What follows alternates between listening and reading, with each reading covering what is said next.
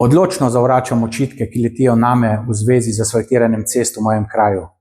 Že v preteklosti sem in nameravam še naprej aktivno delovati pri razvijanju naše lokalne skupnosti, kar vključuje tudi prepotrebno urejanje lokalne infrastrukture. Žal sem pri svojih prizadevanjih trčil na osebne interese lokalnih veljakov, kar je očitno povzročilo napad name. Nobenega zapisnika krajevne skupnosti nisem ponaredil in ne obstajata dva različna zapisnika iste seje, kot je bilo to zaslediti v medijskih objavah. Nikjer nisem predlagal rešitev, ki ne bi imele širše podpore v svetu lokalne skupnosti.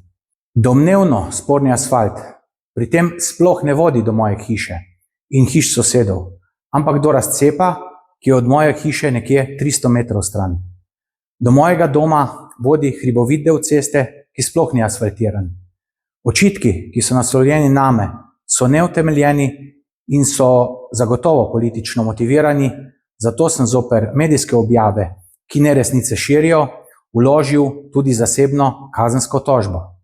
Obžalujem, da se lokalni razvoj in infrastruktura uporabljata kot orodje za politične napade, namesto da bi se osredotočili na izboljšanje pogojev za prebivalce občine Trbovlje.